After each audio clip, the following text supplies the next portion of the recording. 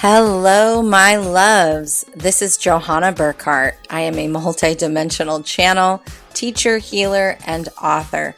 And I am obsessed with all things metaphysical, esoteric, galactic, and of course, the healing journey. And I'm here to share my stories, my wisdom, and my teachings about being human in the illusion that we call reality. Welcome to Cosmic Blonde.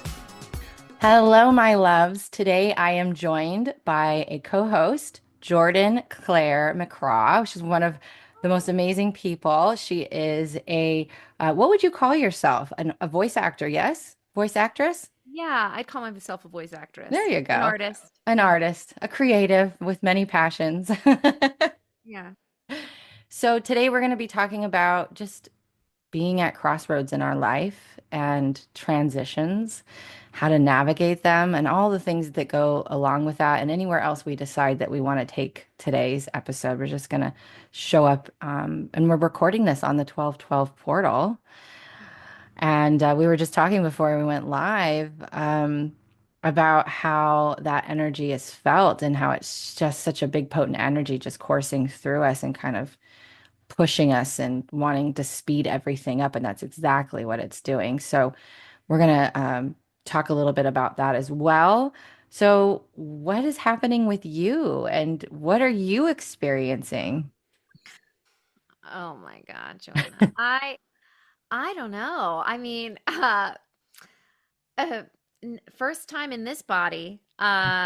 It's been a really wild ride. Like, how long Mhm. have you been feeling it? I would say it's been like building for the last month. Or am I insane? No, it absolutely has. I always talk about it as like when you're shifting, if you're driving a stick shift. This is the analogy the guides bring in. Hmm. Before you shift, there's a rev, right? You feel the engine starts to rev, and it's the same thing. So this this tsunami of light, this threshold that we're crossing right now, there's been a buildup, and I think it's probably last month or two has probably been the most intense part of it because it's always the most intense before you shift. But I feel like this has been building for years. Yeah. Yeah, I would love to explain away the last decade of my life. right. Yay, it's ending now. I Only to mean, begin again with only something to begin new. again. And I think those of us who are very energy sensitive definitely felt the shift of Pluto into Aquarius as Yes. well. And I feel like maybe this is me being partial as a storyteller for a living, but I have decided that the only way, aside from, tapping in and talking to my guides and speaking to other intuitive friends like yourself, the only way that I can really make sense of what's happening is if I decide what the story is. Yes. And I love the thought of us being asked to go within right now in a whole new and exciting way. That there are all these astrological shifts happening, and that maybe part of it is not just shadow work, right? Like Right. maybe we're also being called to decide what the story is and to decide that we're the main character Mhm. and to ascribe meaning to what's happening around us and then to line up with other people who are feeling a similar vibe with their story, and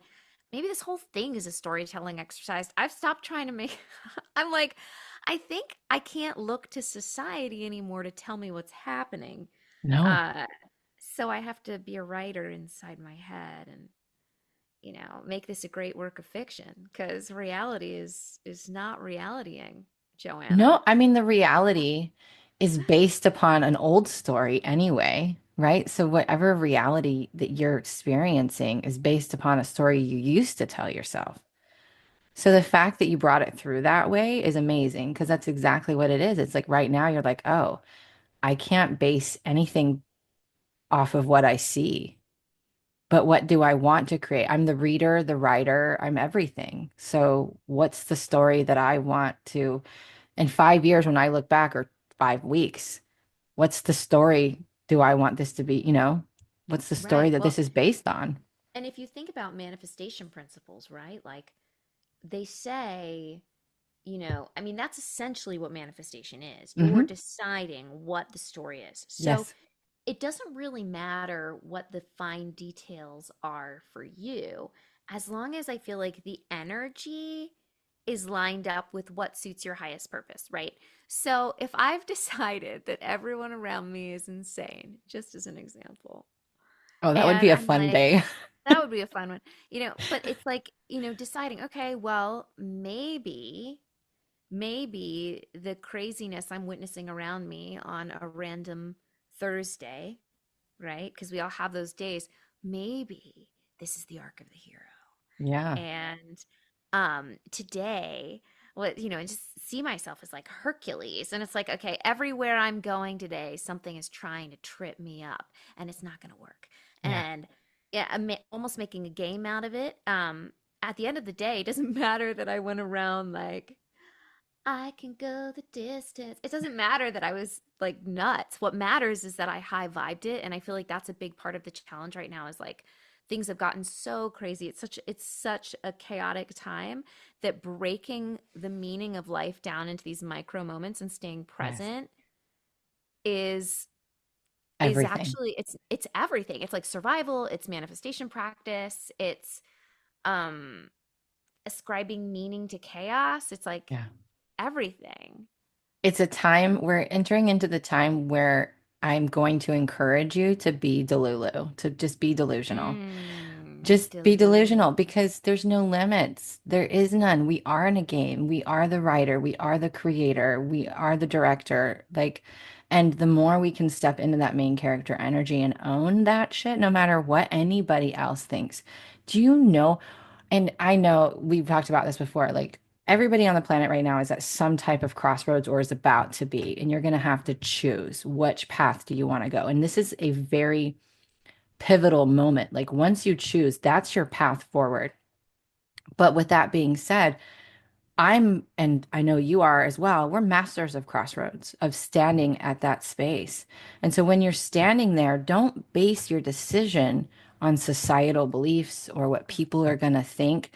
Just be like, well, if everything is possible and I am limitless, which path would I choose? If I was the superhero, I had the power of being limitless and everything working out for me, then what path would I choose?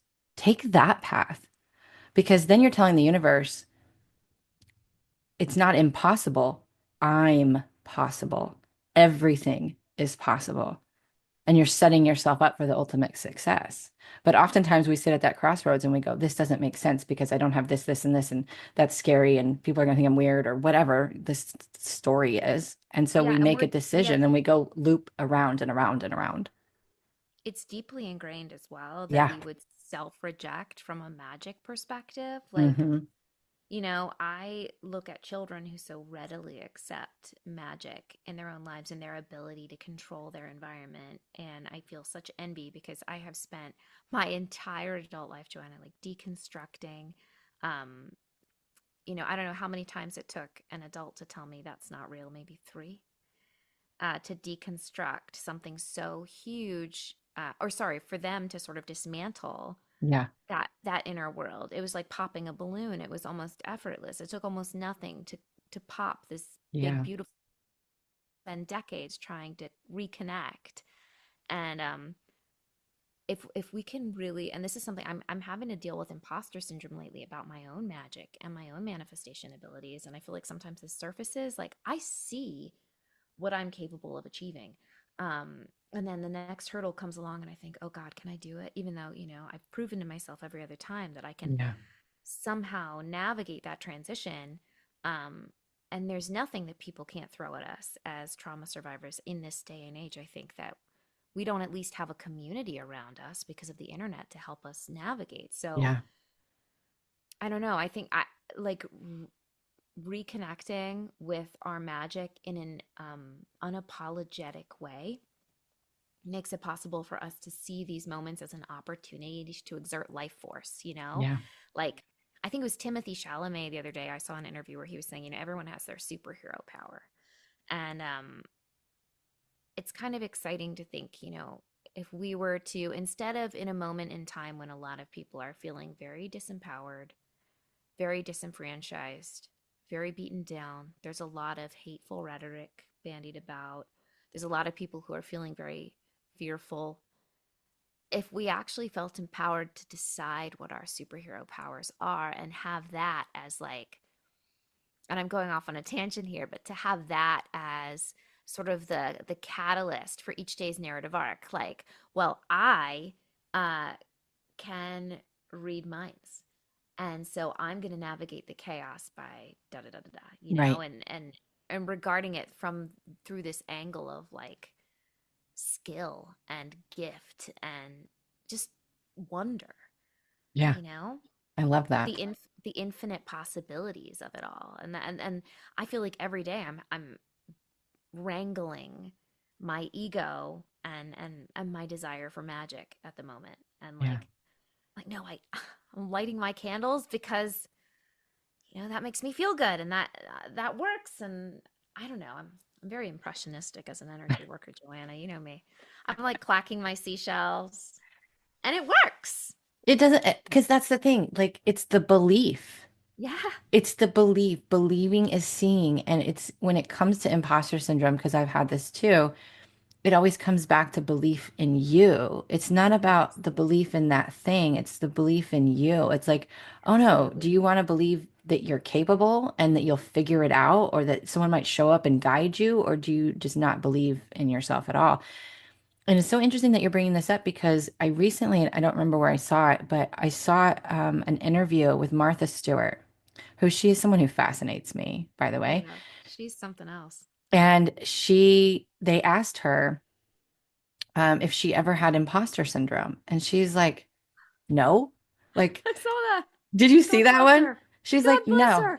And she's like, never. And you shouldn't have imposter syndrome. And she even went on and she's like, people used to ask me like how I felt about shattering the glass ceiling. She's like, I didn't know there was a glass ceiling, because she didn't see the challenges or the obstacles. She just believed and did. She was like, no, I'm just going to do this. And she did it. Like, that's it. And so when people talk about manifestation, even, this is such a prime example. You can manifest from the divine masculine, because the divine masculine is that decision inside of you that says, no, I'm just going to do this. No, this is just going to work. No, this is just what is. It's that Mhm. finite, so that thing that it's so solid in you. No, this is what's going to happen. And there's Yeah. no crack in it. And so it happens. It's not a force of anything. And I loved that interview so much because I was like, yeah, yeah, what glass ceiling? Explains a lot. That's a belief system. And So that's giftedness for her to have yes, come into that on her own, because yeah. society in her generation was not She preaching was a those woman during a time values. when that was not easy to do, but she didn't know that. She just did it. Particularly touting like domestic goddess lore. I Yes. mean, to be going against the grain in such a huge way behind the scenes is masterful. Yeah. And I do think it's about the meaning you attribute to things. I think you're Hmm. completely right. Like it reminds me of I mean, of course you have, but also, have you seen The Neverending Story? Yes. Okay, obs.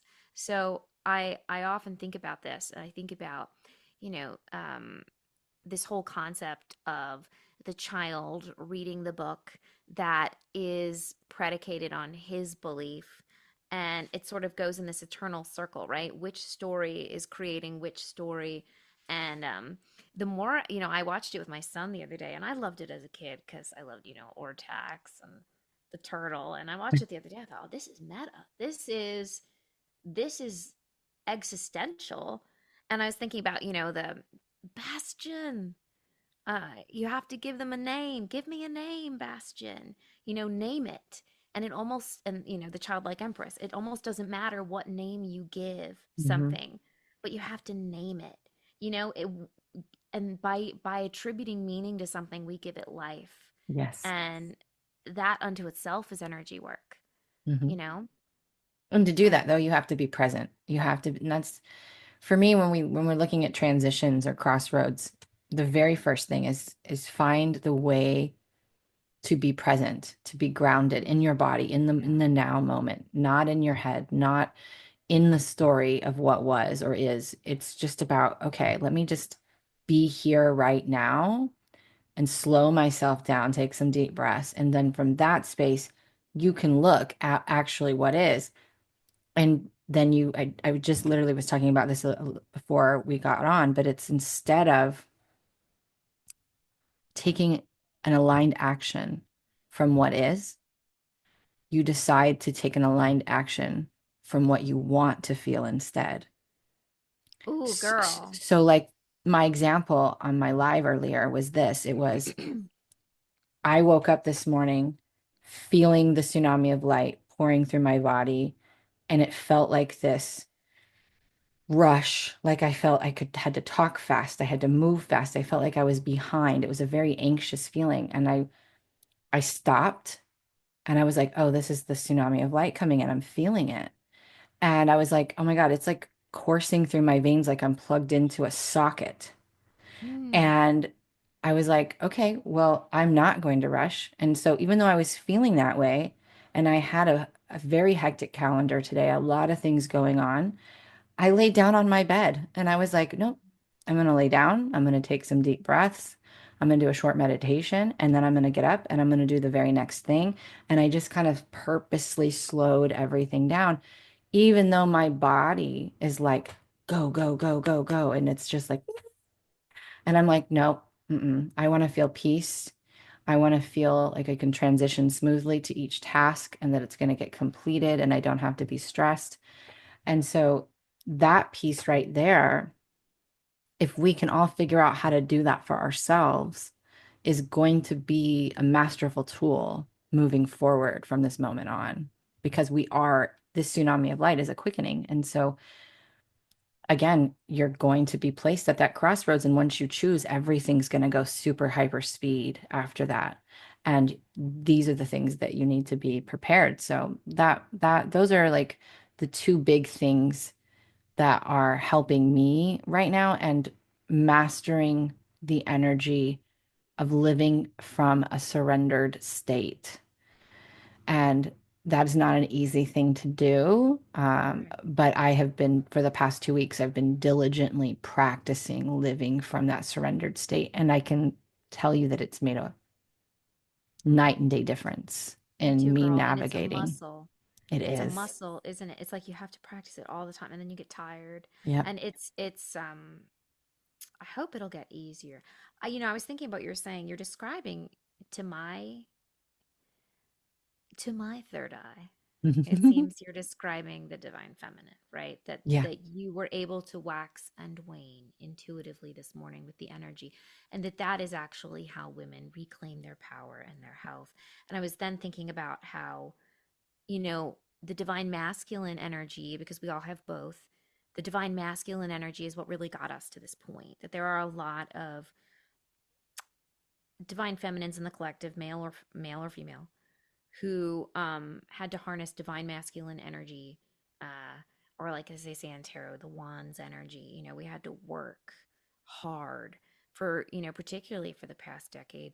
It's been kind of an uphill climb. We had to battle, we had to learn boundaries. Yeah. Our whole community was unpacking things like narcissistic abuse that were never talked about before. I Right. mean, it was a huge era of um breaking things down and examining them and having the courage and the tenacity to Yep. muscle through that kind of difficult work.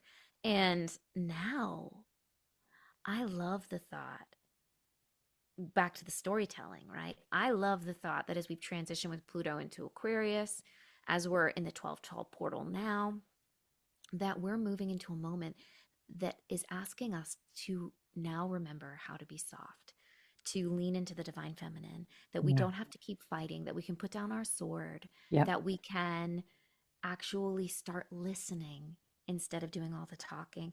And, when the energy is moving, that we just try to flow with it. Hmm. And, my therapist, who's amazing, said something really incredible the other day. I definitely manifested him. He said, well, Jordon, because this energy you're describing has been awful. I felt like I was dying for like the past 2 weeks. And he Mhm. said, Jordan, why are you trying to hold it all in your body? That's like trying to hold, like me trying to hold all the solar flares or something. He's like, why are you doing that? He said, life, there are moments with big pulses of energy. And, you know, you can really just kind of be a participant. You don't have to hold all of that. And I thought, oh, this feels a lot like the next stage of healing, like a new healing era, where we are the cork, that we had to fight very hard to get to the place where we could just be and listen and coexist with nature and astrology and observe, be in more of an observational state about what's happening in society, and with the observations we're making, take in the data that we need to figure out how to keep our light turned all the way on. Yeah. And that might be the whole focus now, is not like diving into the darkness and being superheroes and swamp monsters, and that actually maybe, yeah, the softness and the brightening of our light is maybe that gets to be the focus. And maybe that's our new divine purpose. I find that exciting. I think that's beautiful and very well said because two things. One, I feel like those of us who have spent the last 15 years or so in the trenches, Mm-hmm. healing our wounded masculine Yeah. and bringing our divine masculine online with those boundaries, with choosing ourselves, with being more present. We are the ones who are going to showcase to the next collective of beings who are awakening with this light that's coming in that you don't have to go into the trenches anymore, Mm.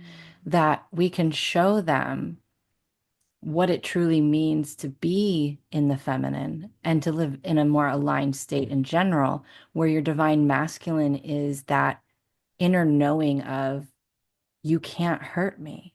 Yeah. I'm the only one who can hurt myself by allowing your judgment, your projection, and take that on as acceptance. That's me hurting me, right? So that divine masculine is like, I am the father, I am the protector, I am stable, I am secure, and I can just be among the sea of chaos and flow and allow things to come and go and not take things so personally, like you mentioned, defining its own meaning.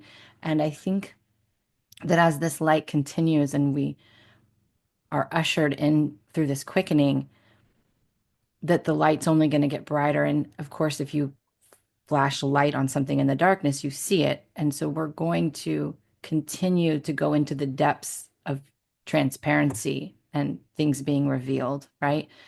And it's our job now to showcase, like, we don't need to react to that. We don't need to talk about it. We just need to go, that's not for us, and we're gonna move. We're just gonna, continue to flow and allow that, because all it really needed was to be seen and heard, right? When you see something and you hear something, shame is healed when stories are revealed in safe places. So when the truth is revealed and it's safe to be there, meaning we don't have to fight with it, we don't have to protest over it, we don't need to do all of those things. We can just be like, I see you and I'm going to send love to you.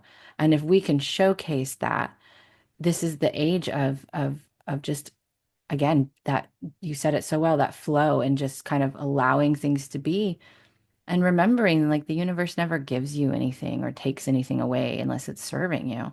So just recognizing that and not allowing things to suck you down or pull you down. And we're all human, so no one's ever going to be perfect, but this is the probably the first time I have felt that shift in me where it's like I really grounded it and anchored it into me where I'm like, oh, nothing can hurt me. Mm. Oh, that doesn't mean anything about me. Oh, I'm free to be delusional and just go. And it's just like, it's like a switch hit. And it's just because I hit that level of integration where I was like, oh, it's so grounded in me now. I get it. And I want to be in that feminine energy. So I think, in my perspective, You're right. This is our time to shine and to show a different way of healing and a different way of moving. It's an age of grace, Yeah. And I think also the last decade or so, our generation of women, or I would say through the millennial generation, a little bit Gen Z, there we didn't really know about things like the Saturn return when we were going through them, right? Yeah. So let's say Gen Z knew about that. We didn't.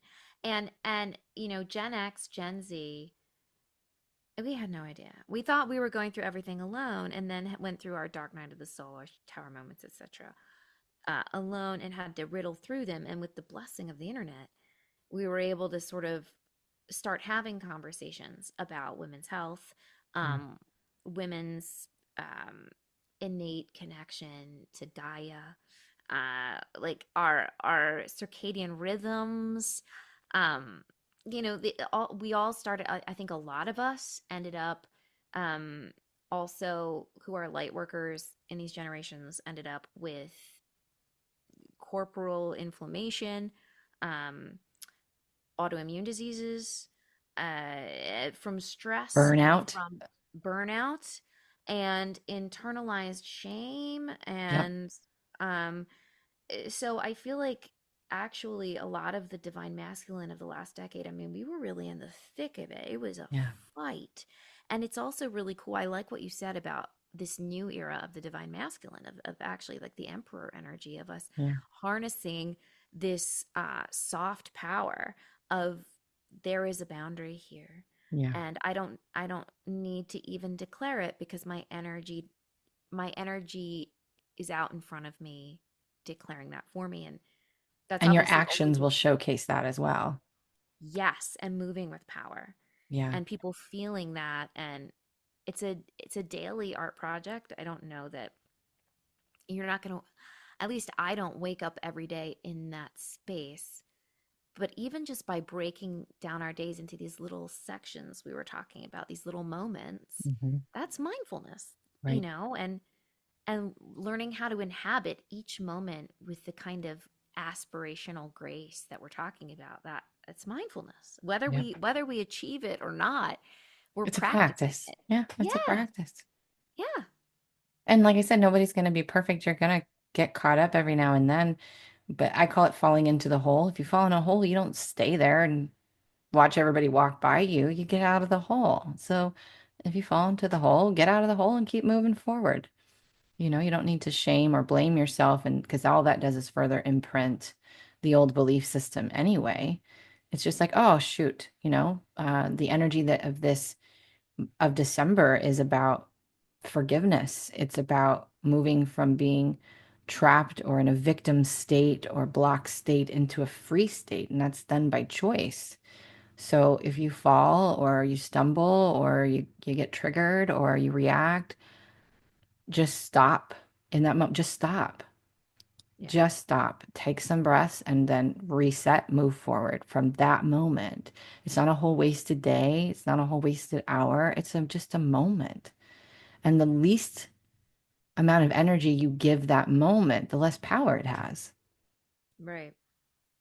I Should mean, we if you talk about? trip when you're walking, you don't sit there and yell at the sidewalk or whatever you tripped on.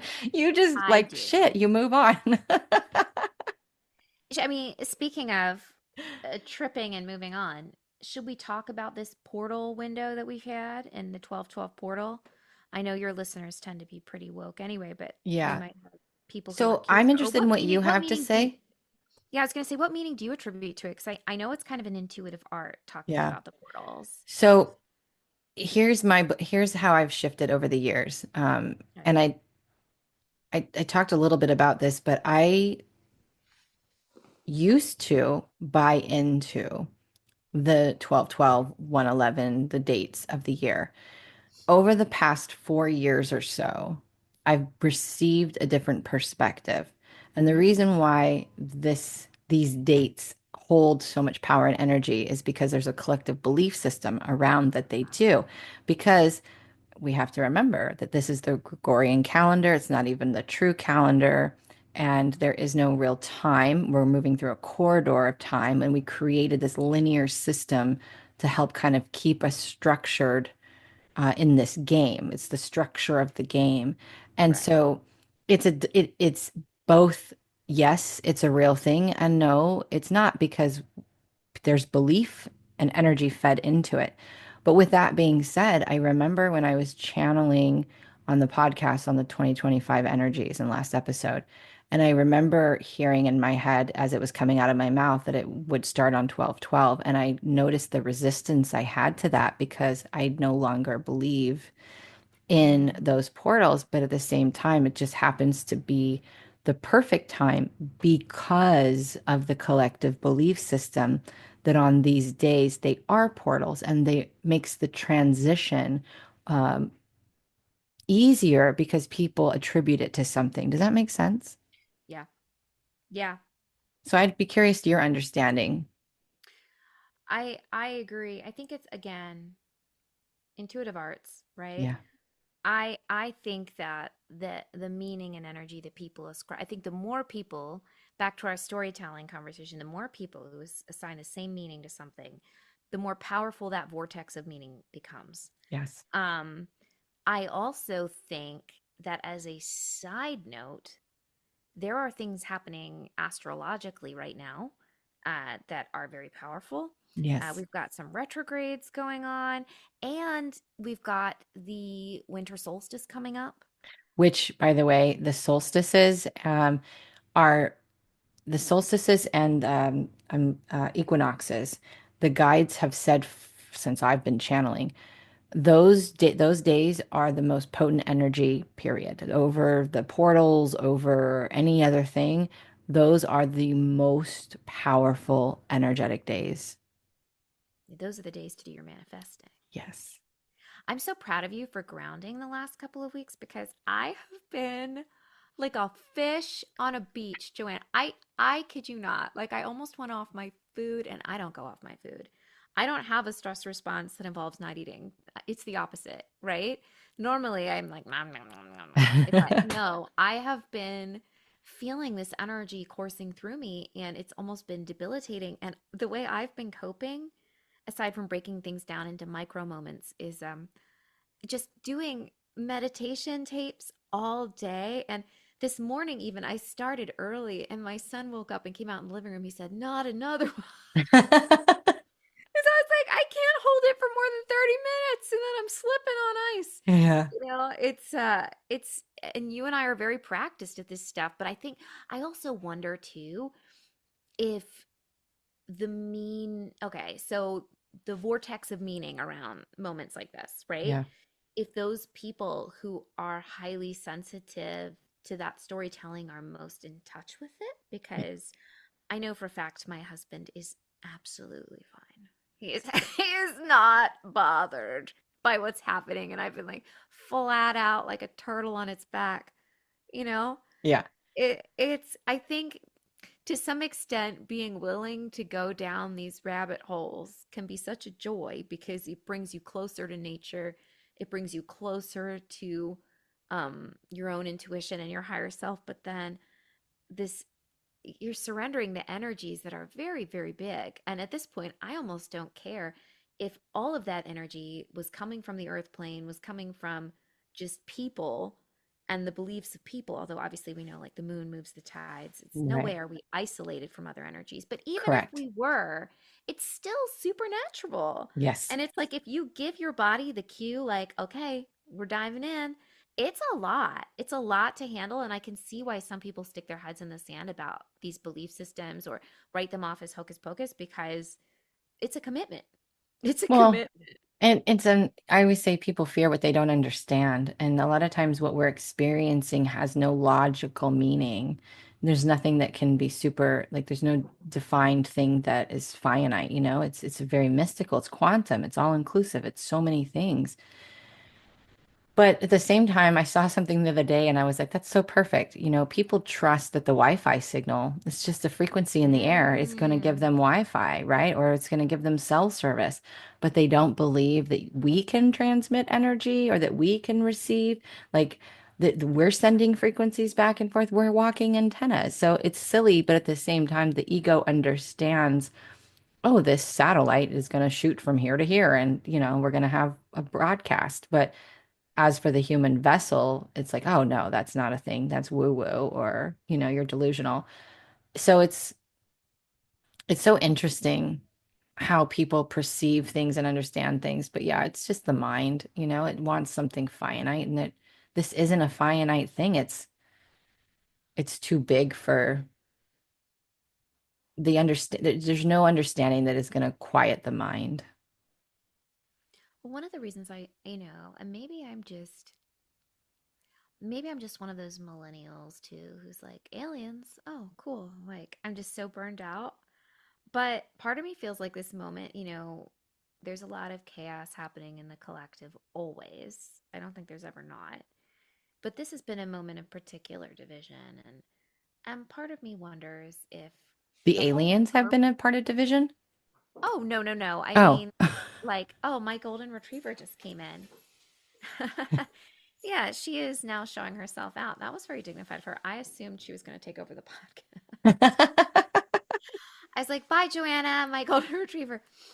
Um, oh no, the not the aliens. I just mean, I would love it if they came. That would be exciting. yes. And jaded millennials, the all the jokes going around at the moment about like millennial, they're talking about aliens and in the government and stuff, and millennials just going, oh, whatever. Do the People are so aliens? unfazed. I know, unfazed. Like we're tired. And part of me thinks, one of the reasons. So I don't know if I'm just. So I guess what I was going to say is I don't know if I'm just a jaded millennial who's seen too much, right? But I am looking at this moment of kind of discord and fragmentation in the world and feeling like it is kind of it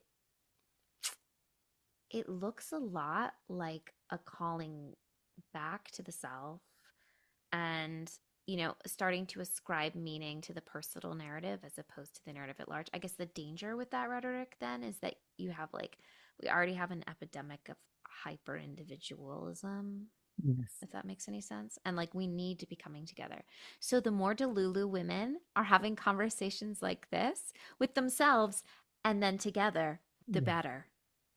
And I, Moral of the story. well, and with, this shift into Aquarius, I mean, this probably is going to catapult your career just because it really is about the voice. It really is about the storytelling. It really is about that type of energy. But at the same time, it's very much a technological era. And I think people are going to reach a space of like, I'm tired of the isolation of being just online community. And I actually think over time, probably the next, 5 to 7 years, people are going to want to be more communal in person. They're going to Mm, crave that connection. And I do think it is part of the divine feminine rising is that the women coming back together in community and tribal and congregation, whatever covenant, whatever word you want to use, it's women coming back together. And I think, I mean, the men are definitely going to be a part of that as well, but it's going to start with women. It's going to start with them like craving that connection. And I know for me, I have absolutely craved connection over everything. Like I'll take yes. connection over money any day of the week. Yes. And I could have $2 in my bank account and I'm still going to choose the connection over Yep. the money. And so I feel like that's something that is going to come from this. Um, but the technological part will still be amazing, right? There's going to be so many advances. But it is a very big shift. And the last time we had a shift like this, it was like The some of French the biggest Revolution. times in our country, in our world. Yeah. And so Yeah. we can't deny that because history does repeat itself always. We're in a spiral.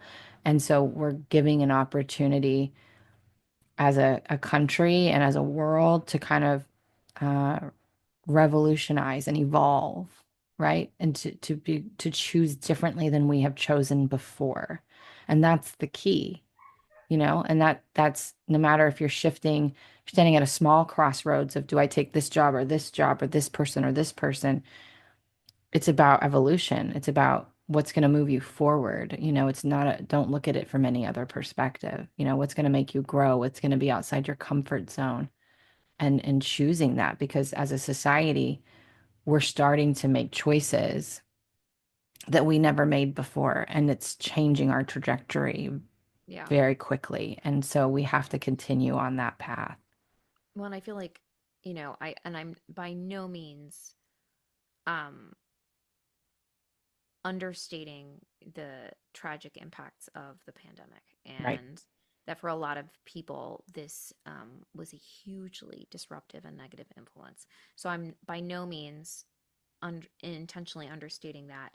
But I think one of the silver linings of the pandemic that we can look at, if we want to look back and ascribe, as we were discussing, ascribe a highest good meaning to something that helps us to process it, I think the pandemic could be seen as a catalyst for a movement toward coming together and uniting in the collective in a way that we had not for quite some time. They talk about how the boomer generation, hyper independent, there was a lot of meaning ascribed to, your value was in part ascribed to not needing other people. Well, Gen Uh, X, I'm Gen X, and that's what we were. I mean, our parents never knew where we were. We were basically our own parent as a child, and it caused a right. big, um, a large collective of us have huge abandonment wounds Yeah. because of that. And that will be showing up to heal as well. But yeah, boomers, And Gen Xers, that's, and then as a millennial, I was an oldest daughter, um to two mentally well, to two parents who had their own struggles with spiritual health, I'll say, yes. and emotional well-being. And and that was before any of these conversations were taking place. So Yeah.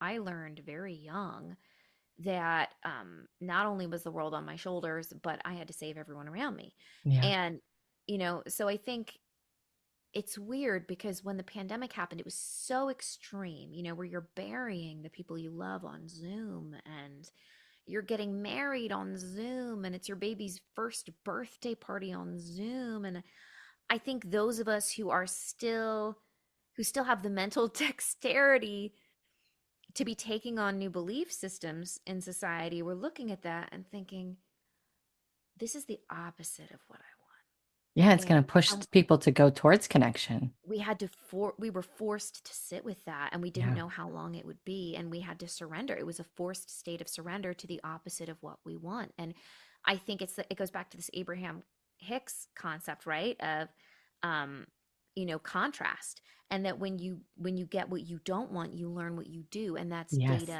that's data that It's gets important factored data. into. Yes. And I think these are things that had been taken for granted, and that the meaning around them had become muddied. And suddenly it became very clear to everyone all at once, that this was an area of crisis. And so, I've heard about millennial, I don't know how much a credibility there is to this story. I've heard anecdotes about millennials starting, communal living spaces now, and raising their kids in communes, that there's, a retreat from the cities to the countryside as well.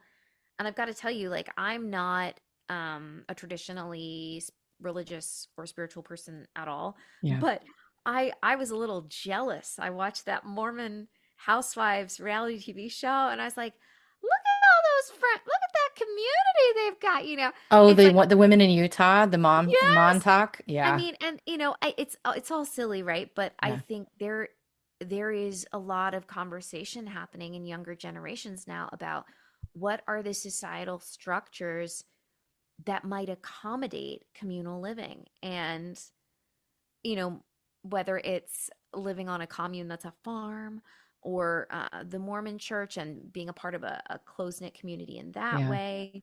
Or I know there was also a trad wife movement on TikTok of women returning to the home, and men returning to more traditional jobs, and women wanting to focus on homemaking and being Yeah. moms. And what I see in all of it is a common thread of people seeking grounding and connection in a way that we were not served a language for those things. And I think the thing I regret is that everybody is still, oh, bless humans, it's still so tribalistic. Like we keep dividing into groups about how we're going to do it. It's like, Yeah. here, this group is going to come together this way, and this group is going to come together that way. And I'm like, Well, or that's we could all just hang, but yeah. that's me being a hippie. Yeah. But I respect that. I think the core need behind it is the need to be seen and connected with and attuned with and supported, and things that beginning in the baby boomer generation, at least, if not before, were kind of forsaken. Well, let me share a perspective because I channeled about this years and years ago about how we would reach a time where we would go back to communal style living. And there's I remember big and I'm like they're kind of bringing me back to that energy. When we understand the tribal aspects, our ancients, the ancestors, the grandparents were the ones who raised the children. The young Mm, ones had the babies because their bodies were strong enough to hold the baby, to birth the baby, to feed the baby. But the grandparents raised the child and they raised it right, in the tribe, in a community, because they had the wisdom. They have had a full life lived. And so then we moved away from that and we moved into a generation to where we were younger, especially with the Gen Xers. The Gen Xers started having babies super young. And, we were not set up through our generational line to raise babies at that age. And so our children were like me, were hyper independent, right? And so, and then it kind of switched from there where a lot of um, Gen Xers, they're birthing millennials were almost like latchkey or they were overgiven or helicopter parents, right? They went the opposite of what was happening to them, where they were, as I was completely left alone. right. And so the communal style living, the way that I always saw it was people coming together, and it's going to look different, obviously, in different spaces, and people are going to play with it and figure it out. But it is going to be a thing where we support each other. Like, one person does this and one person does that, and we're not spread so thin and we're not burnt out, and we're all owning our zone of genius of what we love to do as a parent or as a community member. And that's our contribution. And this is the beginning because it's going to go well beyond that. And it will go into what we do for work, is because this is what we love. There's more and more people. We've seen it walking away from lifetime careers of things that have burnt them out or have drained them, and stepping into something so wildly different because it's their passion, right? And so many new influencers and all of these different things. And so we're seeing these big swings and these big shifts. And so that will continue to happen. And so the structure of how corporate America is set up is going to crumble as well. It's already starting to. So I think it's only that process is only going to continue, but I'm going to take it a step further, and what I'm seeing is the remembrance of when I originally channeled about this was more and more people almost going into compounds or out in the land, living together, separate houses Hmm. even, but living Yeah. together and just being free from the cookie cutter, every and congestion, and just people starting to spread out and live more on the earthly resources. And so I think we're at the precipice of such a huge shift of going back to the preservation of the ancient information that lives inside of us and applying it to Yes. the new world, right? We're not This is what we call grafting. We're not just moving the old and repeating it. We're saying our ancestors lived communally. They did this, they supported each other. Everybody had a role, everybody worked together. There was no hierarchy really. And we're going to take those understandings, those roots, and we're going to make it and adapt it to today's world and how it can fit for us and serve us. So I think that that is going to be a really big thing that we see over the next few years start to happen. Well, and something really beautiful, Joanna, about the female body. I spent a long time kicking myself for being a woman because of, the monthly struggles, at least. I mean, it's a bit of a life sentence being in a woman's body, and it's taken me a very long time to realize, um, at the risk of sounding trite, what a privilege it is that really our body it's almost like it's like a sounding board for the safety of our environment, Hmm. and that actually I believe that as women are returning to their intuition, returning to nature, um, issues like hormone imbalances and other things are screaming red flags. All the gynecological issues women are having in this day and age, hair loss, the amount of stress from um, hyper individualism Trying to do everything on your own. and trying to do everything on their own. Women are not meant to be alone. No. Women are meant to be working in collective groups, Yeah. and that our bodies and our health are no longer permitting this false narrative. And we've had to come together and say, why are we falling apart? And then come together and sort of outsource various aspects of our spiritual well-being to one another in order to heal, and that's bringing us back to, I think, some divine truth about human existence. And that's also dividing it's inviting the divine masculines in our space into those, you know uh True ideologies. role of protector, provider, you know? Yes. Yes. Yes, and I also think it's interesting because if you look back at, speaking of corporate America, which you just brought up, if you look back at the swing with, boomer women, so first their mothers were driven out of the workforce, or they were secretaries or nurses or teachers, right? Yeah. That old trope. And then they became the women in my mother's generation, the baby boomer generation, were the first women really to go into the workforce. And they felt a real compulsion, at least as I've understood it, with the boomer women I've known intimately, they felt a real compulsion to compete with the men in their space and to prove that they were as good. And that was something that was on their head. They had to prove that women were of equal value to men. I mean, Well, what's it's because we were terrifying? all told that we weren't. And Right. so the women were like, hold my beer. I'm going to show you that I am. Exactly. And thank God they did that, Yeah. right? Thank God they did that. But then by swinging the pendulum, actually, we created this really tragic gender binary, and where men sit on one end of the binary and Yeah. women sit on both. and we were expected to do absolutely everything. And that also, I would suggest that men were robbed of their divine feminine by that construct, that there were Yeah. lots of horrible ideas projected onto guys in corporate America as well. It was a real prison for them too. And so I don't know, I feel like it's interesting as my son is Gen Alpha, and I'm witnessing in his generation, it's not so much, I would say, a dissolution of the gender binary, but they're not thinking about it as much. And I know I'm privileged because we're in Southern California, right? Yeah. But I am seeing, at least in his peer group, more of a sense of freedom about how they self identify than I ever thought I was entitled to.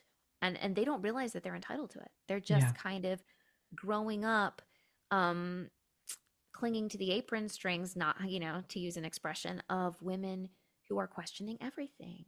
Yeah. And that's making a safe space for them to explore. And I think there's a lot of hope and possibility that our healing is is actually leading a movement back. And that if you think about like Pluto and Aquarius, right, that the deconstruction of the systems and the societal systems that don't work and The fall all of of that. Rome.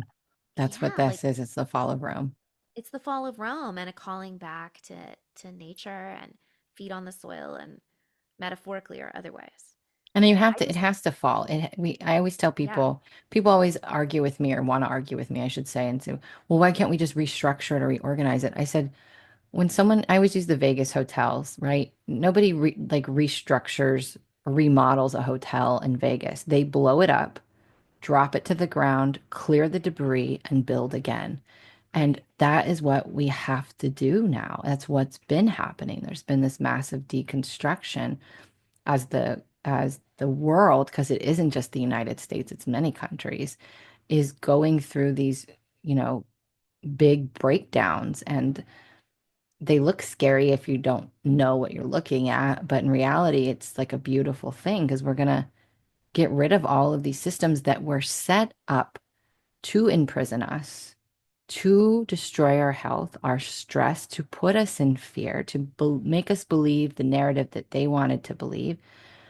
And to add to that, I actually believe that the men, a lot of the generations now, the younger generations, they are being robbed of their divine masculine. I think there's a lot of Yes. feminine men, and that stemmed from the women being choosing, let's be clear, because we all made the choice to be more in our masculine energy, to prove, to create, to do both things.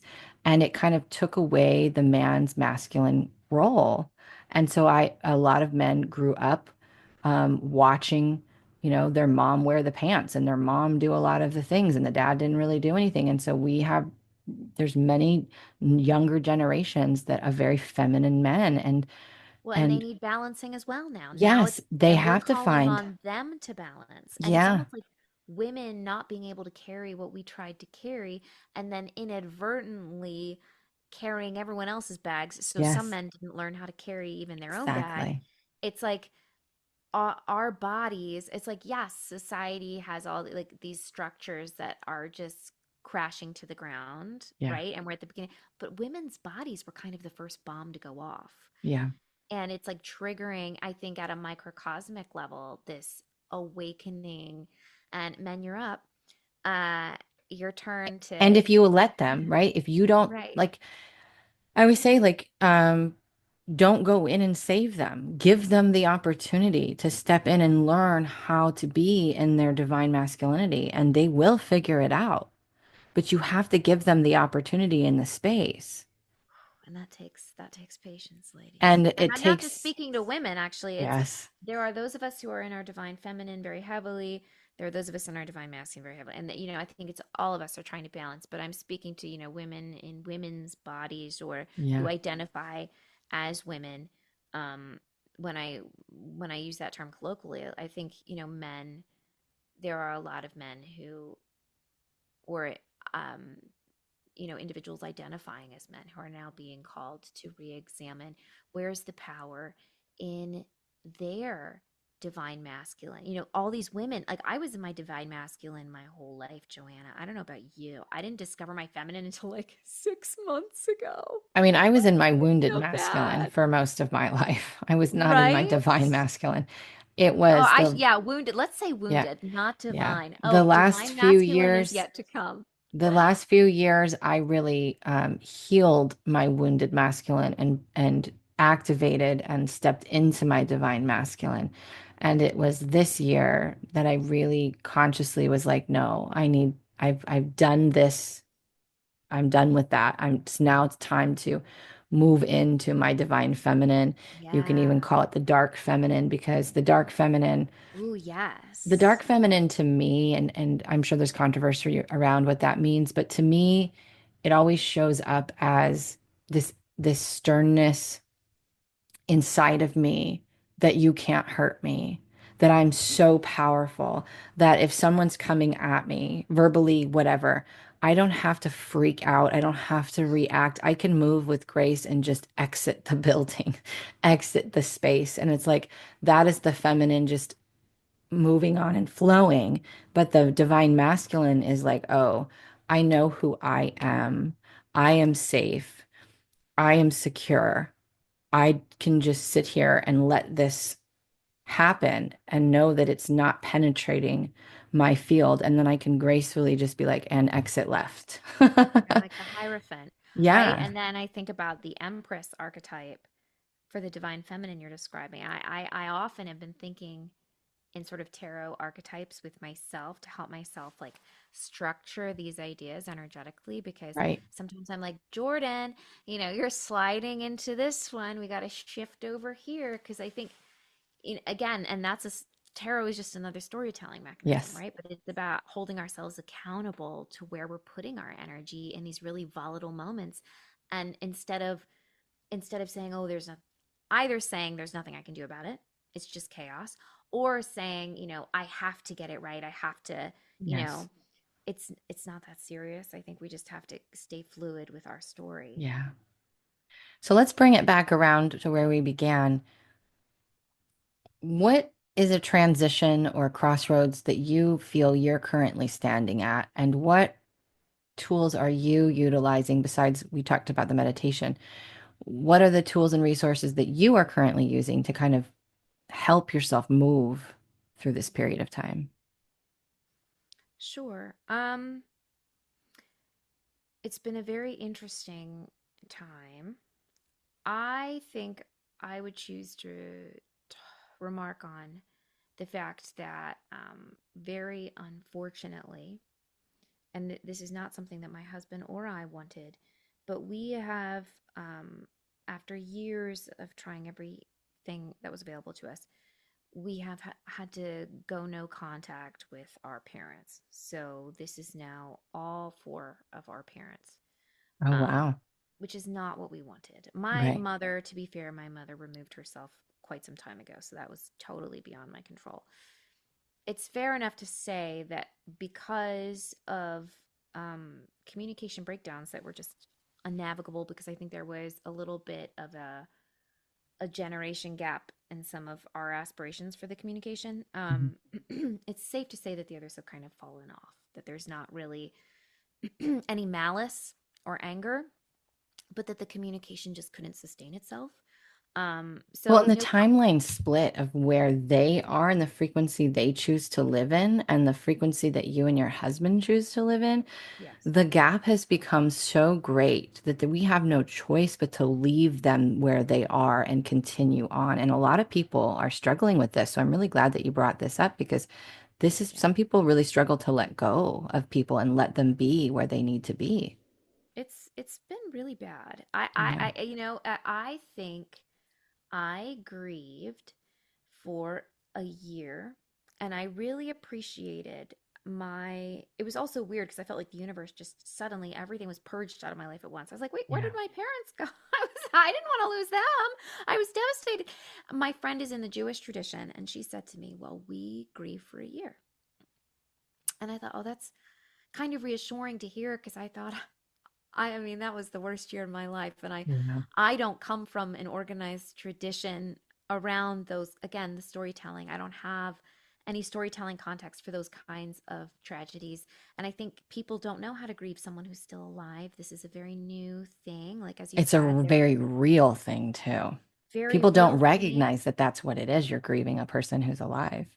It's hard. And I think the biggest tragedy of the whole thing is that I have been able to use various healing doctrines, these online communities, conversations with friends like you who are also very intuitive. I mean, I've had a lot of resources at my disposal to process the unprocessable, Yeah. in losing them, and it nearly killed me. I mean, oh, absolutely. I'm an all natural girly, and I was on medication at one point this year just to get by so that I could do the work I needed to do to get out the other side. It And that's was okay because you used it for what it's meant to be, a band-aid. exactly a Yeah. girl. I needed all the band-aids. Like, I could not believe I got taken out. Yeah. And like, some stuff from my teenagers came back. It was a whole mess, girly. Yeah. So I just feel privileged. I think the real tragedy, actually, is our parents not availing themselves to the same resources. And Yeah. that's something that I've grieved is, I think the reason the communication breakdown happened to begin with was because we were becoming aware of ways to go about life that were in total contrast to the belief systems that our parents held onto, with a death grip.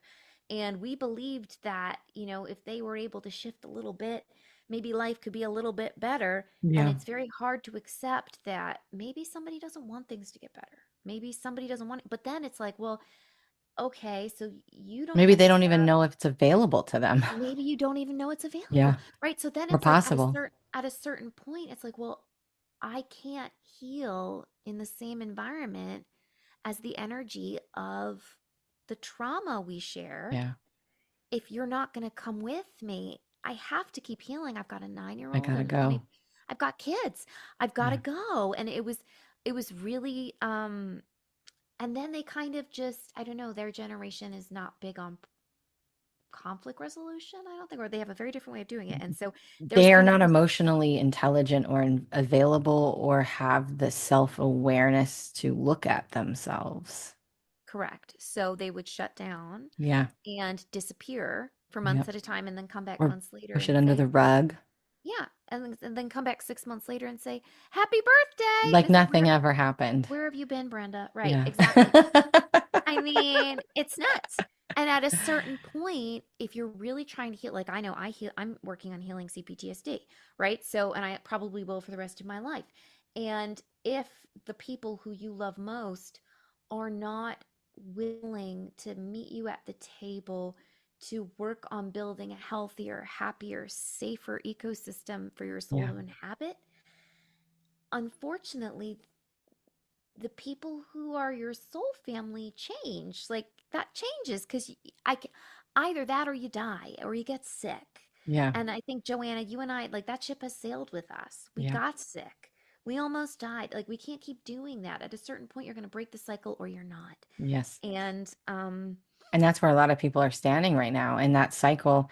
In that, this crossroads could be so many things. It could be walking away from a career you've had for 30 years. It could be walking away from your parents, your significant other, a toxic relationship, with a friend. It can be moving to another state. It can be so many things. It can be as simple as shifting your belief systems and starting to believe in yourself and have worth and, have faith. But all of us are standing at some crossroads right now. And for yes, me, my crossroads happened in September. And I've talked about this on the podcast, but I didn't it, the, and I can say with certainty what I channeled for 2025 is true because I already experienced it. And I tend to do that. I tend to yeah, experience things hmm, beforehand. And I can tell you the suffering was so intense and so overwhelming this time.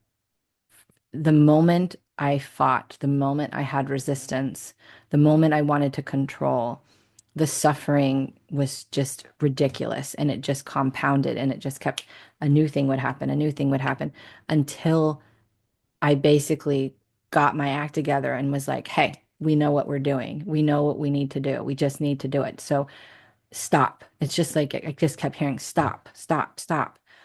And it was like, oh yeah, I remember. I just have to surrender and I just have to allow things to shift and change, allow things to go away. Remember that it's happening for me. Remember that I can't take everybody with me.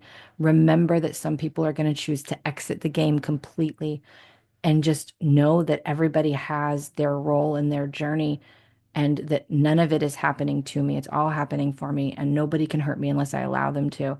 And I don't know, it just, when I hit that switch, it was like, oh, I could breathe. And it wasn't that my circumstances changed. It's how I viewed my circumstances changed. hmm, And it didn't matter what was happening anymore. I was like, oh, I can choose. I can choose this frequency. I can choose to peace. I can choose joy. I can choose abundance. I can choose freedom, even though my material reality is not showcasing to me what I want. That was based upon an old accepted belief. right, I don't want to believe whatever I believed anymore. I have to look at that and go, no, what do I want now? And I have to just keep reinforcing that cycle. And that is when everything shifted for me. So when I was channeling that, I remember thinking, man, I wish this would have come through before I hit my crossroads because I didn't remember because it doesn't matter. I've been on this journey since 2008. And it's like, again, we are all human. We all fall in the hole. And it just took me a little bit longer to get out of the hole that time, but I did. And the benefit of it, the beauty of it was that it cemented so deep inside of me this time that it's a whole nother level of feeling that safety and security where for the first time in my life, I feel like I am in a secure attachment and I feel like I'm mm, stable and I feel like, oh, I was talking to a man a couple of days ago and he was really taken aback by my nomad journey. And that's really brought my divine masculine online. And he was like, you weren't afraid and you did all these things and you slept at truck stops and you talked to random strangers and you were just all on your own. And I was like, I looked at him dead in the eye and I said, nobody can hurt me. Mm-hmm. I'm like, you don't know my story. I've been hurt so bad, nobody can hurt me anymore. Amen, sister. It's a choice now. And And he you're was divinely like, protected, which is also a choice. It's a choice to yes, say, I'm divinely protected and yeah, to own that story, right? yeah. And I trust myself and my Mm-hmm. gut and to know that I will know when I'm not in a safe space or when I need to Yes. move or adjust or shift or change. And so it's such a beautiful thing to have that. But when I hit my crossroads, it was tough. And that happened in the middle of September. And whereas now I feel like I've come back around to that crossroads. And I'm like, okay, like, let's go. I'm 100% on the delusional train. I'm fully on Yep. board with just believing in the unseen and watching the universe build whatever's meant for me and it will be provided. And I'm just gonna fully go lean into that. And it's been, gosh, I could cry. Like it's so overwhelming the love that I have for God or consciousness or whatever you want to call it because I used to feel abandoned by God. And Yes. now I'm like he was always there. It was always there. It's got this consciousness, this oneness, all of it. They never left me. I left myself. That was the feeling the abandonment was the separation from self. So it was that call back, and that is a very much a feminine energy is coming home to yourself. Yes. And it's wonderful to hear you say that because I think so often about the times when I was younger, when I was just overtly suicidal. I wasn't gonna do it. I always intervened so that I wouldn't. I think I always had a core sense of self-preservation, but the existential dread was just unreal. It was too much to carry. There It were almost times in feels my like life. relief thinking about leaving. Yes, there were times in my Yeah. life where I was like, I'm cashing in my chips. I'm done. I can't do it. And the miracle, now I'm gonna cry, of getting to a place where you have a moment, and some people call them God winks, where it's like you suddenly start to get it. Yeah. And not that there's an it, but you see, wait, something that just happened could only have happened if that moment when I thought I was all by myself and no one cared, if I had actually been alone, this moment would have never happened. Yeah. I feel so grateful to have lived long enough to start to see my miracles coming in, Yeah. where I'm like, nobody else was in the room with me when I cried about this thing. And now look at God. I mean, that's the word I use is Yeah. God. Is like, look at God now. Like, I'll have something come across my desk, join it, like even an audition. And I look at the character and I'm like, holy shit. Yeah. Like Nobody perfection. Nobody knew I wrote that poem. Yeah. Nobody, and it's almost like it doesn't matter if you book the gig or not. At a certain point, it's the universe being like, oh, by the way, we were I'm watching. listening. We're here. We were watching. You were Yeah. not alone in the room. Yeah. And outliving the chaos to live long enough to see the miracles is such a privilege. I have friends who did not make it this far. Well, And there's a good reason because oftentimes when you are wanting to unalive yourself, once you make the decision to do it, right? And I've been there, I've made the decision to do it and then obviously not gone through with it. But what happened for me and what obviously happened for you was in that moment, you let go of all the pain and you actually moved closer to God or closer to consciousness.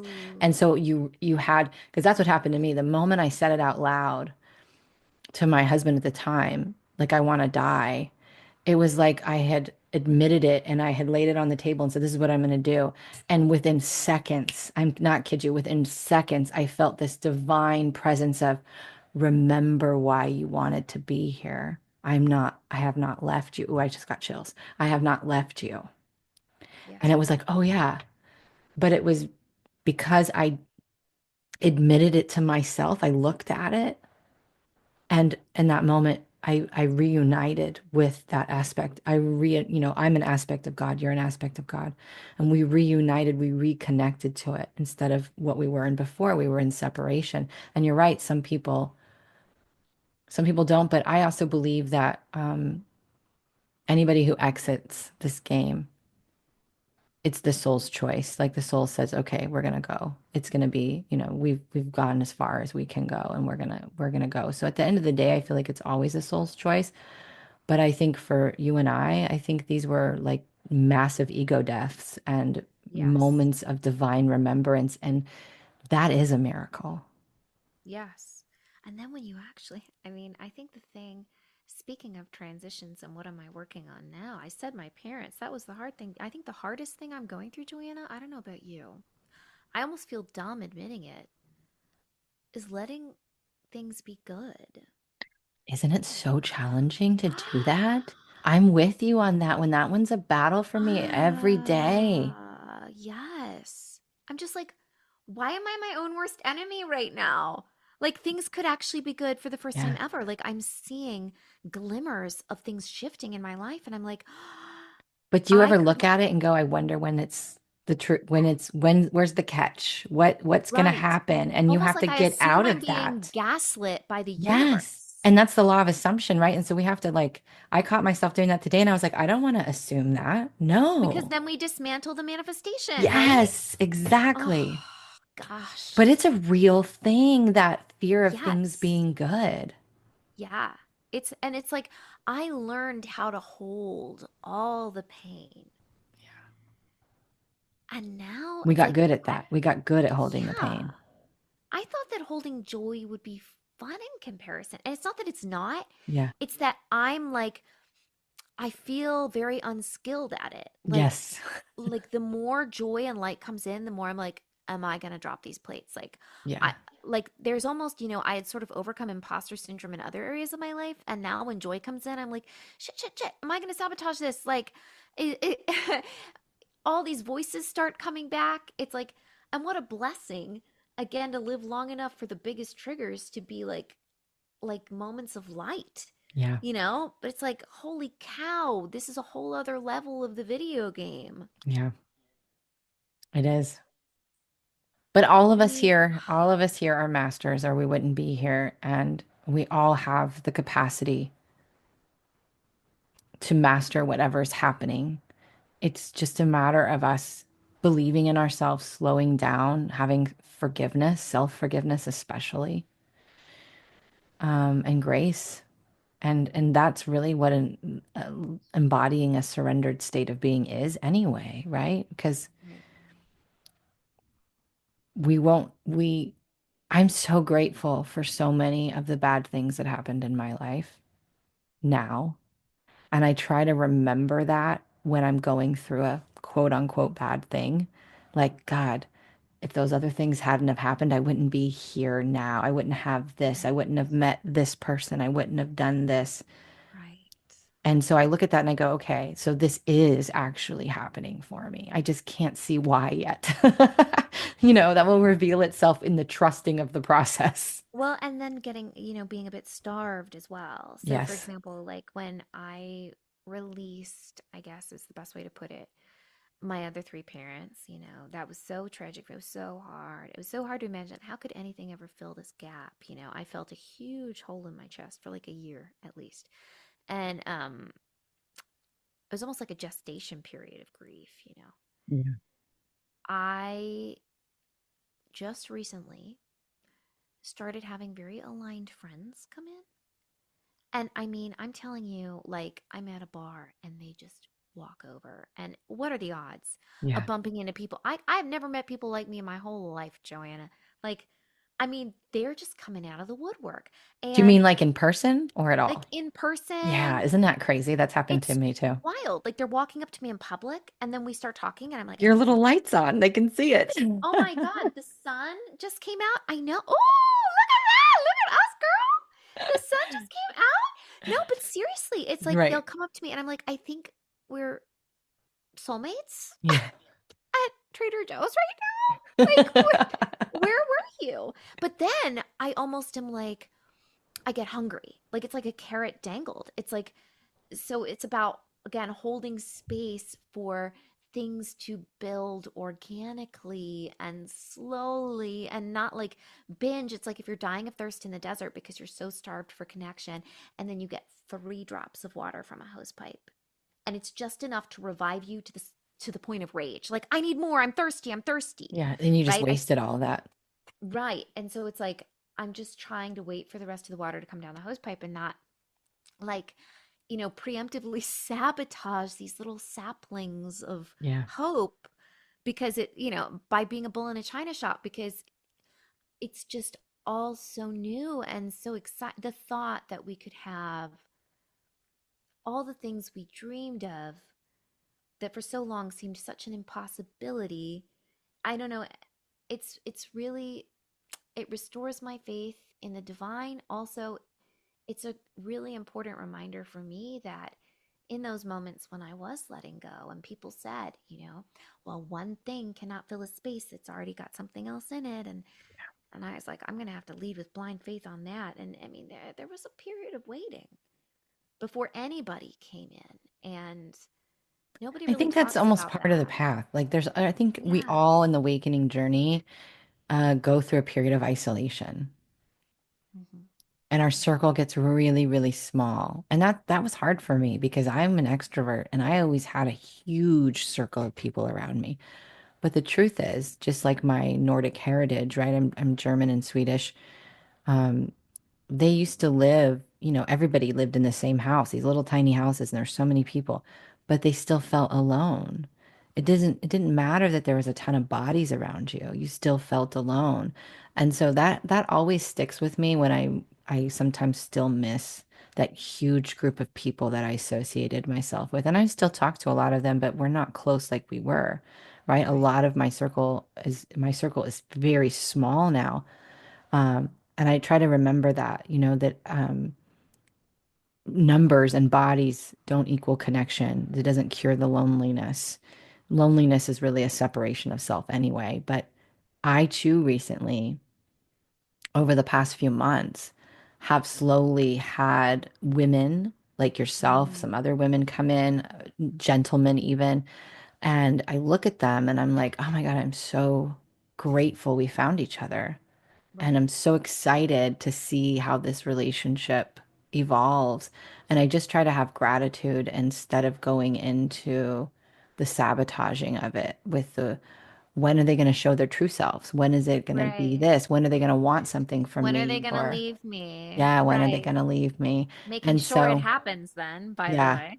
So it's been one of those things where, again, when the joy comes in, when things are good, is really working with that energy of not allowing the voices, the energies, don't believe it.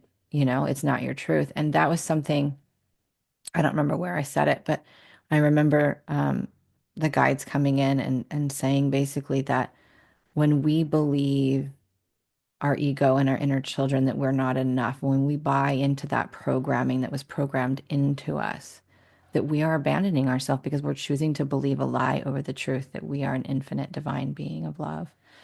And I was like, whoa, that's a whole nother level of like parts work and inner child work, is realizing that this version just needs to be seen and heard, but I don't have to buy into it, dig into it, believe it, dread it, but anything. I can just be like, oh, that's the lie that was programmed, and I don't have to entertain any part of that anymore. I get to choose to believe Girl. that I'm not those things and that version of me isn't even really real anymore. It's just a Hmm. ghost. It's The a girl who ghost. got hurt is a Yeah. ghost. Yeah. And she was a shell. I mean, what are you when you're hurt, when you're emotionally, when you're just a shell of a person? And so it's like we're kind of collecting all of these little shells, but at the same time, it's like, no, I'm going to starve that energy. Right. I'm not going to give it anything. I am going to be the main character. I am going to decide what is true for me and what's real. And those things aren't true anymore. And so it's like this powerful reclamation of self and power and Yes. light. And that's another way, I think. um, one of my favorite writers about CPTSD said that, you know, attachment wounds can only be healed in attachment. And I Yeah. think we've walked the solitary walk. We've done a lot of that, and the next era is healing in healing in collective spaces, healing in attachment, healing Yeah. in connection with other people. And I think it's pretty cool that, we've gone all over the map today, but that was sort of the core thread Yeah. of what's happening in this moment of transition is that we've had this divine return to self that's shepherding us into a return Hmm. to union, which is Yes, so cool. it is. Yeah, you can't heal relational trauma without relationships. It's Hmm. impossible. You have to have the alternate experience to heal. And so we have to be open to connection. We have to. And so I think that that calling, that craving is only going to get more intense for people. Oh, And it's I, the cutting out of the yeah, relationships that aren't working, yes, learning to sit with the self when yes, all of the noise has been removed, and then allowing things back in. Like I'm realizing it's almost like a three-part. It is like the next level yeah, of the video game, you yeah, know? yeah. So what are you working on right now? Do you have any new roles or new things coming out? Anything happening cool and exciting in your world? Um, I just finished one audiobook for Scholastic. The best thing I can say for this moment in time is hallelujah. There are auditions coming across my desk again. And Yay. God bless the audiobook community for keeping artists like me afloat during the past 2 years, Joanna. Like we Yeah. just had the Voice Arts Awards from Sovis this past weekend. I was very grateful to be acknowledged. It was wonderful to see the community come together. I was acknowledged because of the work I've been doing in audiobooks for the past 2 years. That has really been a community that has kept me sane and spiritually whole. It's not that audiobooks weren't affected, Yeah. but it's been a pretty steady drip of work. Yeah. And now I'm starting to see things come across my desk in the commercial and animation arenas again. And that is just, That's oh, exciting. the best feeling in the world. Yeah. Like, I'm like, at a certain point, nobody was sure our job would ever come back. And then when your job does come back, you're like, booyah! Like, you know, I knew I wasn't a complete sucker for believing in something. Yeah. Theme of the day, so it's just it's so gratifying. Like, if I always tried to have process around my auditions before, like a process of gratitude and this, that. I don't even need to do that now. I'm so grateful.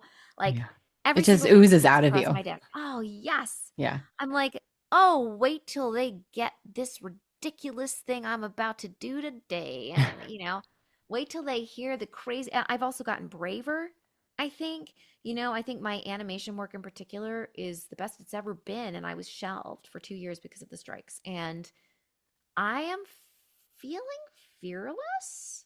That's a And great place to be. it's a good place to be. I'm like, Yeah. oh, if we're still in play, I have ideas. Like I maybe I would have not, done this before. But now that we all survived the arts apocalypse, Yeah. behold, behold the Jordan ideas. And it's a moment of rebirth and in the entertainment industry. And I don't take for granted for a second that I survived the last 2 years. Um, it's not that I didn't take a hit, but I'm just grateful to be breathing and in it. I think we Here all we took a are. massive hit over the last couple of years. But Yeah. this is exactly what you were saying earlier. It's like that was taken away and you maybe undervalued it or did not go all in because of whatever belief systems were in you. And so this thing comes back around and you're like, this could be my only shot. Like I'm going for it. I'm not going to be afraid anymore. And Yeah. that And you almost, is such a good example to share with people because that's the kind of things. These things are going to show up, and you just have to have blind faith and go all in. Be delusional about how much you believe in yourself.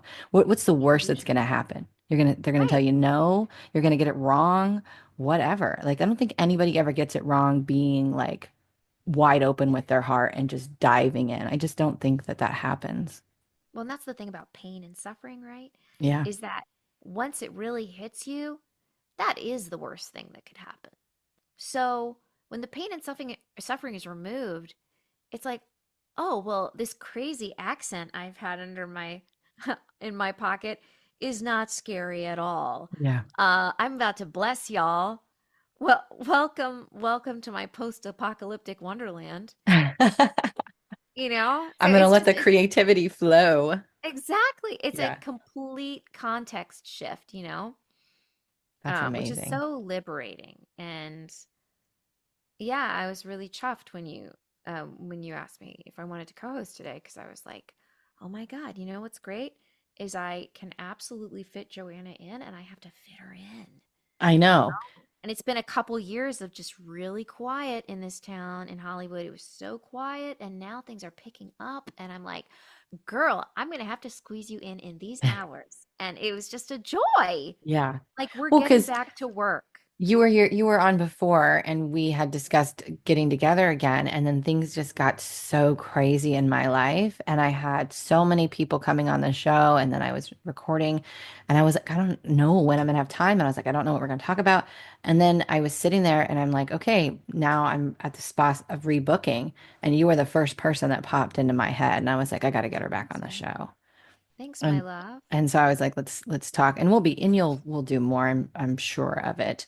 But it was just perfect timing. So I'm glad that I didn't try to force something before, and just allowed it to be a natural thing. And of like, This was so meant to be, yeah, it Joy. was just like, oh, I was like, oh, I got to start putting myself out there and booking more people again.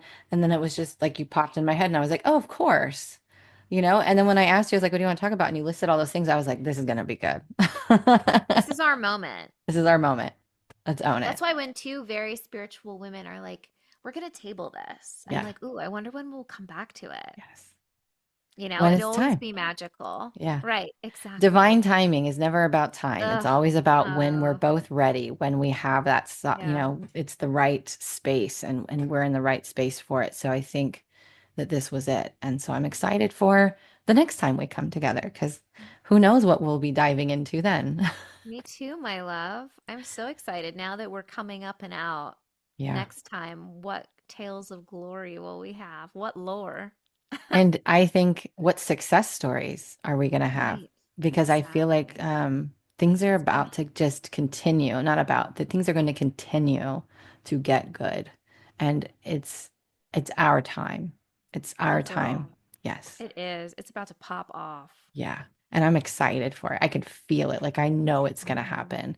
And so it's already happening. And so it's a blessing and I'm excited to see how everything unfolds.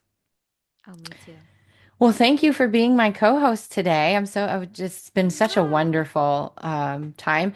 And so thank you for coming. And I'm sure again you'll be back. Do you have anything you want to share with anybody before we go? Anything you want to say to close out? Thank you, my love. I mean, I've talked around the globe today. Just, I think, you know what, guys? If you haven't, if you have not yet found a go-to playlist of quick meditations, I might suggest you do that and then buckle up Buttercup because it's about to get good, but we've got to stay grounded to receive it. So Yes. whatever you need to have in your toolbox that you can whip out at a moment's notice to stay grounded right now, we are due to inherit. It's our time and we just have to keep our cool. Yes. Yes. Amazing. All right, my loves. Well, we're going to end with that and I will see you in the next episode. Hey, thanks for listening. This episode was brought to you by JohannaBurkhardt.com, where it's time to defy the limits of your mind and step into your multidimensional mastery. Don't forget to subscribe so that you never miss an episode. See you next time.